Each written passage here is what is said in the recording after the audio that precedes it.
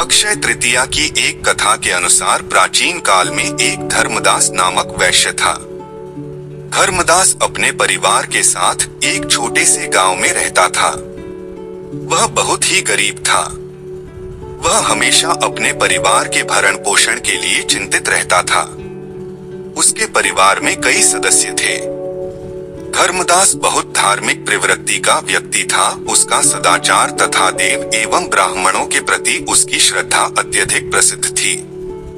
अक्षय तृतीया व्रत के महात्म्य को सुनने के पश्चात उसने अक्षय तृतीया पर्व के आने पर सुबह जल्दी उठकर गंगा में स्नान करके विधि पूर्वक देवी देवताओं की पूजा की। व्रत के दिन सामर्थ्यानुसार जल से भरे घड़े, पंखे, जौ, सत्तू, चावल, नमक, गेहूं, गुड़, घी, दही, सोना तथा वस्त्र आदि वस्तुएं भगवान के चरणों में रखकर ब्राह्मणों को अर्पित की। यह सब दान देखकर धर्मदास के परिवार वाले तथा उसकी पत्नी ने उसे रोकने की कोशिश की।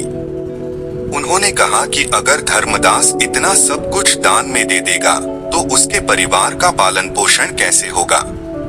फिर भी धर्मदास अपने दान और पुण्य कर्म से विचलित नहीं हुआ और उसने ब्राह्मणों को कई प्रकार का दान दिया।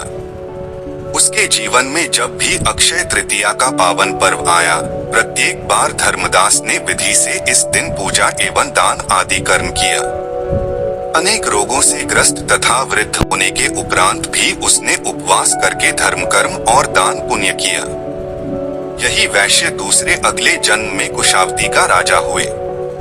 मान्यता है कि अक्षय तृतीया के दिन किए गए दान पुण्य व पूजन के कारण वह अपने अगले जन्म में बहुत धनी एवं प्रतापी राजा बना। वह इतना धनी और प्रतापी राजा था कि त्रिदेव तक उसके दरबार में अक्षय तृतीया के दिन ब्राह्मण का वेश धारण करके उसके महायज्ञ में शामिल होते थे। अपनी श्रद्धा और भक्ति का उसे कभी घमंड नहीं हुआ।